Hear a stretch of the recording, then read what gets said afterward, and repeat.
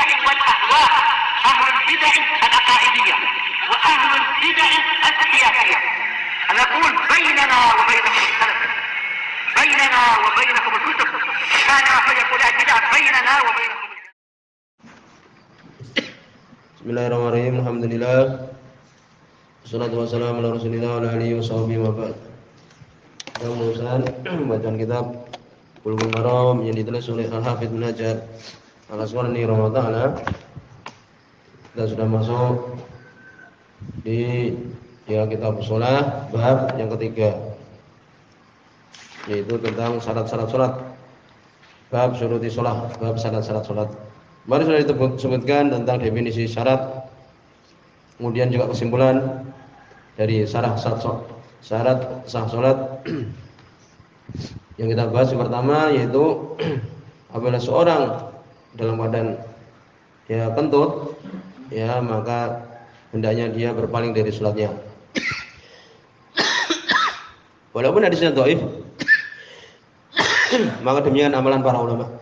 Tidak boleh seseorang dalam keadaan hadas, contohnya adalah kentut, meneruskan salatnya. Bahkan termasuk itu kalau dia meneruskan salat dalam keadaan hadas, kentut sengaja, bisa termasuk pembatal keislaman karena dia mengejek agama ini. Berikutnya yang dibicarakan oleh beliau rahimahullah, yakni Ibnu Hajar menyebutkan tentang masalah menutup aurat. Syarat sah salat berikutnya yaitu apa? Menutup aurat, baik laki-laki ataupun perempuan. Qala rahimahullah taala, hadis yang kedua. Ini beberapa hadis yang berkaitan dengan masalah ini, menutup aurat. Kita kumpulkan langsung. Wan Aisyah, dari Aisyah radhiyallahu anha. Hadis ini terjadi perselisihan di antara para ulama. Kesimpulannya adalah dhaif. Walaupun sebagian ulama mengatakan bahwa itu adalah sahih, tapi kita mengatakan itu adalah dhaif. Disebutkan sebab dhaifnya bahwa Ibnu Sirin tidak mendengar dari Aisyah radhiyallahu anha. Demikian. Demikian semua Imam Daruqutni rahimahullah. Ulama sebagian mengatakan yang rajih adalah sahih. Demikian. Saya boleh berpendapat yang rajih adalah mauquf. Demikian. Sebenarnya adalah dhaif.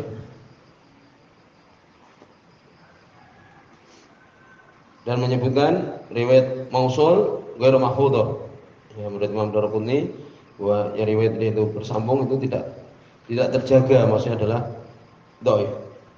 Juga disebutkan beliau mobil di hadis mu'allah dhahiru sihah, hadis yang berpenyakit walaupun tampaknya dia itu adalah sahih. Demikian. Kemudian juga disebutkan oleh sebagian ada tarik mauquf, demikian juga ada tarik yang mursal. Imam Daruqutni menyebutkan di kitab Hilal, menyebutkan jalan yang mausul juga. Demikian. Kesimpulan adalah dhaif. Dari Aisyah radhiyallahu anha, Nabi sallallahu alaihi wasallam qala, beliau mengatakan, la yaqbalullahu salata haidin. Allah tidak menerima salatnya haid. Disebutkan di Subul Salam oleh Imam Sunani, haid di sini wa inna ma abara bil haid nadran ila aghlab. Ini melihat kepada kebanyakannya. Yaitu al-mukallafah, perempuan yang sudah terbebani syariat. Haid itu perempuan sudah haid. Sudah dibebani syariat, seperti sudah mimpi basah dan sebagainya. Demikian juga sudah mengeluarkan haid.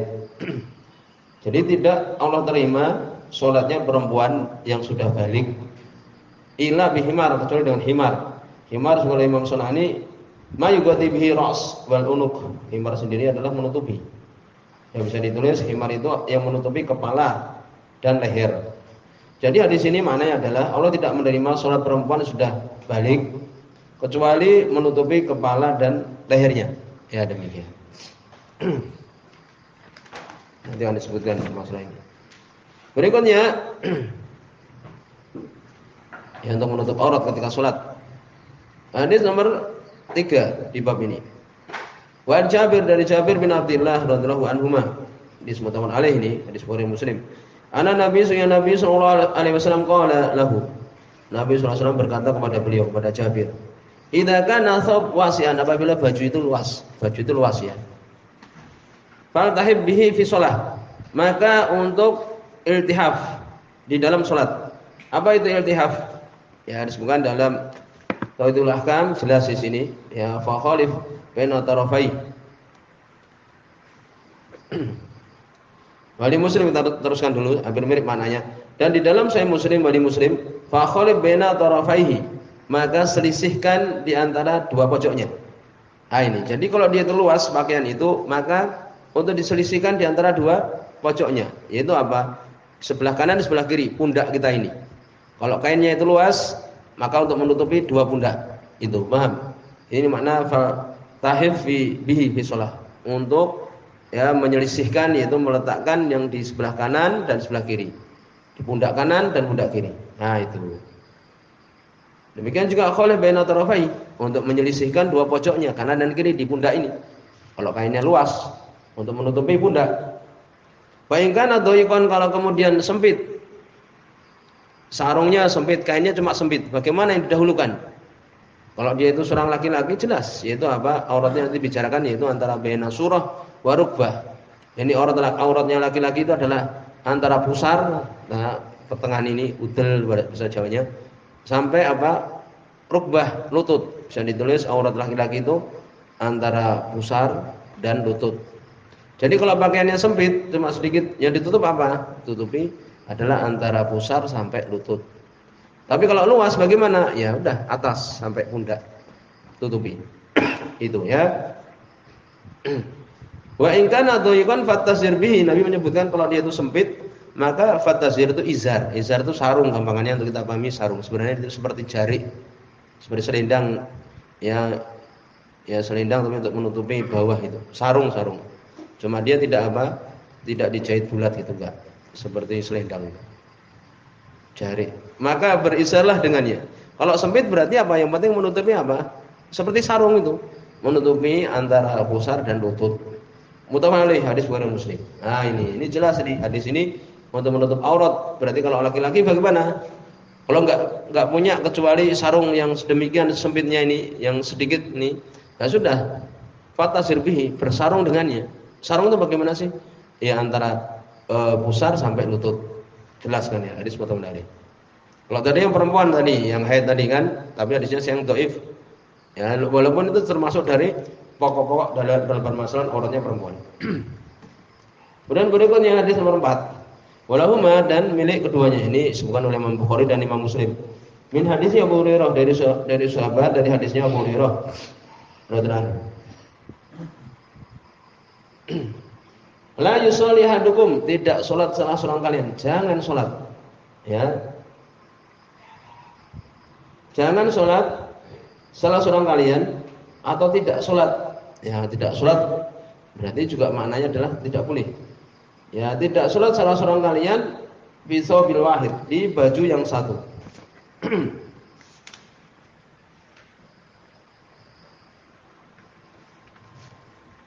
Ya demikian. Ini jangan sholat atau tidak sholat salah seorang kalian di baju yang satu. Laisa ala atikihi, tidak ada di atik. Atik itu disebutkan di Tauhidul Ahkam ya antara mangkep, pundak, wal unuk dan leher. Antara pundak dan leher ini. Kalau kita kan bilang pundak itu aja ya. Ya itu. Yang mudah dipahami ya pundak. Tahu pundak kan ini? Ya, di atas lengan itu mendekati leher itu. Tidak ada di pundaknya minhu yang dari bajunya itu sesuatu pun. Ya, demikian. Ini jangan sholat salah seorang kalian di dalam satu baju tidak ada di pundaknya sesuatu pun. Ya. Maksudnya apa? Maksudnya tidak boleh untuk kemudian seorang sholat pundaknya itu tidak ada kain yang menutupi.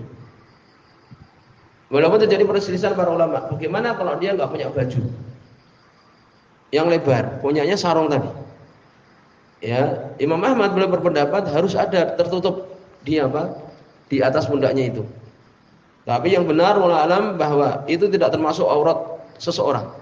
Kalau dia terpaksa tidak punya baju, ya sudah tadi. Antara pusar sampai lutut. Kan demikian. Lalu bagaimana di sini? Ya, ini menunjukkan afdolnya. Ya, kalau dia punya baju yang menutupi pundaknya, jangan kemudian terbuka. Dalam jelas kita secara umum punya baju kan untuk menutupi kedua pundaknya. Ya, demikian. Imam Ahmad beliau berpendapat kalau seorang punya baju kemudian sholat dalam keadaan pundaknya ini tidak ada yang menutupi, maka sholat tidak sah. Ya, demikian ulama demikian disebutkan.